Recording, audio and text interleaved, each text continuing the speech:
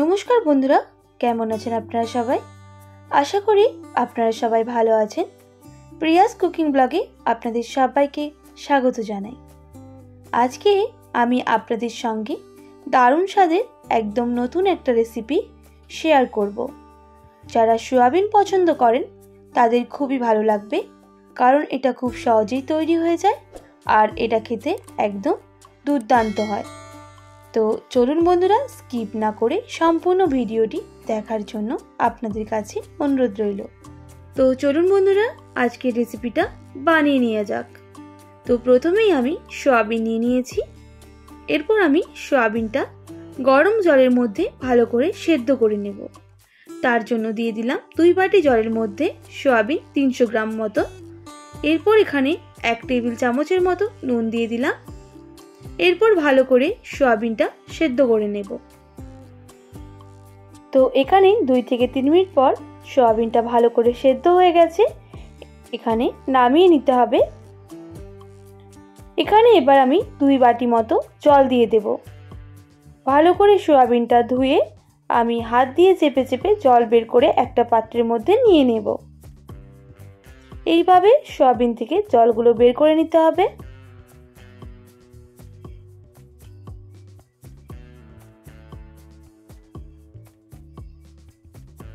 এইভাবেই সবগুলো জল ঝরিয়ে নেব। এরপর সয়াবিনটা ম্যারিনেট করে নেব।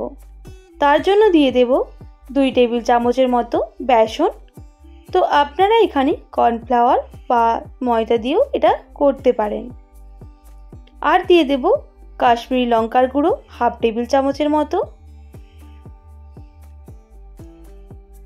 আর দিয়ে দিচ্ছি 1 টেবিল চামচের মতো আদা আর শুকনো লঙ্কা বাটা।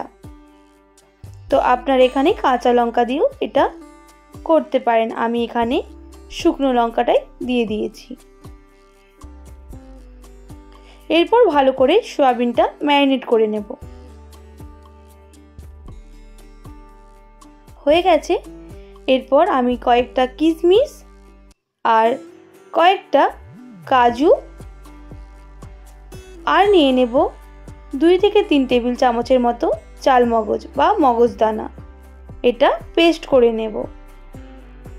এদিকে এখানে সয়াবিন বানানোর জন্য কড়াই বসিয়ে দেব। এরপর এখানে দিয়ে দেব 2 টেবিল চামচের মতো সাদা তেল। এখানে ক্যাপসিকামটা প্রথমে ভেজে নেব।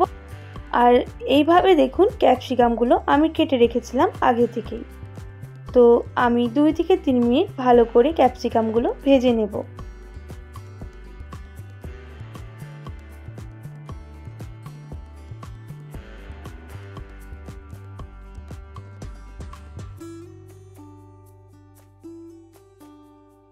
তো ক্যাপসিকামগুলো ভাজা হয়ে গেছে, আমি এবার নামিয়ে নেব।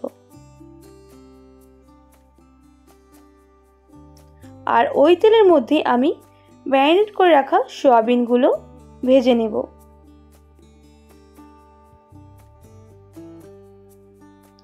এরপর সয়াবিনগুলো ভালো করে ভেজে নিতে হবে।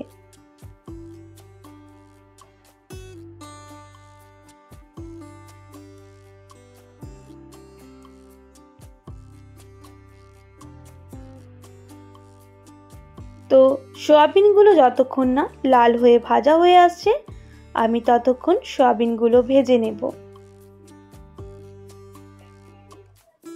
এইভাবে 2 থেকে 3 মিনিট ভালো করে সয়াবিনটা রান্না করে নিতে হবে।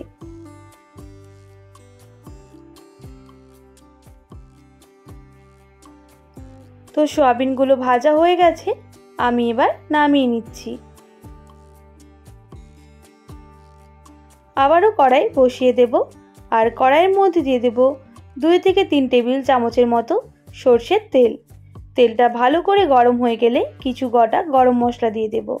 3টে এলাচ, কিছুটা দারুচিনি আর দিয়ে দিয়েছিলাম 2 থেকে 3টে লবঙ্গ। এরপর গরম মশলাগুলো ভালো করে ভেজে নিতে হবে।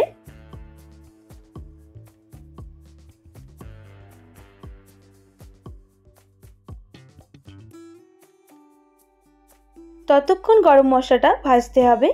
যতক্ষণ না গরম মশলা থেকে একটা গন্ধ বের হচ্ছে। তো এরপর আমি দিয়ে দেব আদা আর শুকনো লঙ্কা বাটা 1 টেবিল চামচ এর মতো। এখানে এবার আদা আর শুকনো লঙ্কাটা ভালো করে ভেজে নিতে হবে যতক্ষণ না কাঁচা গন্ধ চলে যাচ্ছে।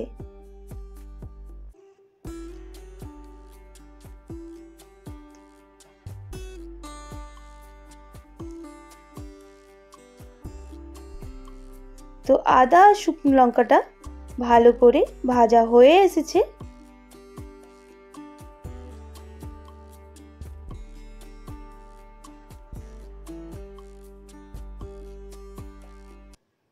এরপর এখানে কিছু গুঁড়ো মশলা অ্যাড করব। দিয়ে দিলাম সামান্য পরিমাণ জিরে গুঁড়ো আর দিয়ে দেব কাশ্মীরি লঙ্কা গুঁড়ো। এরপর ভালো করে আবারও মশলার সাথে কষিয়ে নিতে হবে।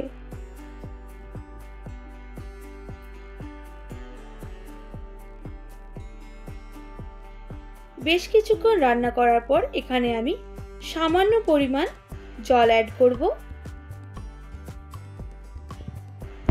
আবারও জলের সাথে মশলাটাকে মিশিয়ে নেব। আর মেশানোর পর আবারও 2 থেকে 3 মিনিট ভালো করে নাড়াচাড়া করে নেব।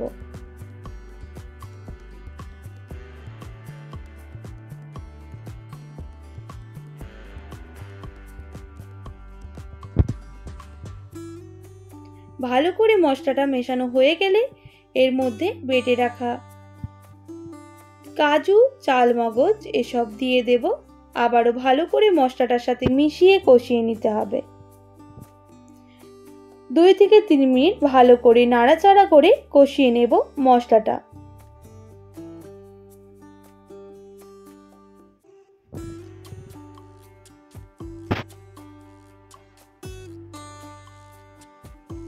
আর এরপর এখানে বাটি ধোয়া জলটাও অ্যাড করে দিলাম। আর দিয়ে দেব কুচিয়ে রাখা টমেটো আর ভেজে রাখা ক্যাপসিকাম। এরপর ভালো করে রান্না করে নিতে হবে।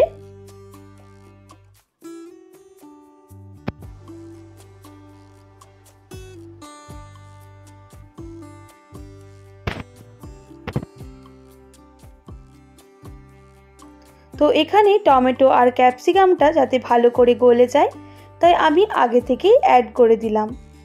এরপর ভালো করে আমি নাড়াচাড়া করে নেব।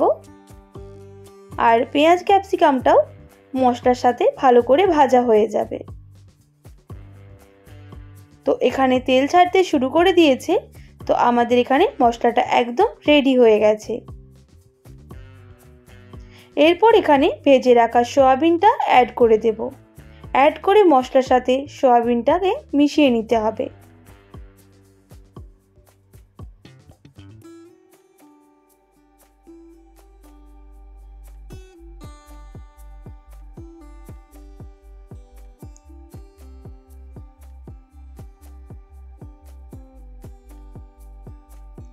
তো এইভাবে বেশ কিছুক্ষণ আমি রান্না করার পর এখানে আমি সামান্য পরিমাণ জল অ্যাড করে দেব।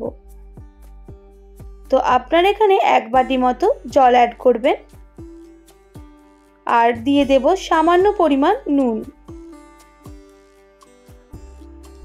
এরপর 3 থেকে 4 মিনিট ভালো করে ফুটিয়ে নিতে হবে।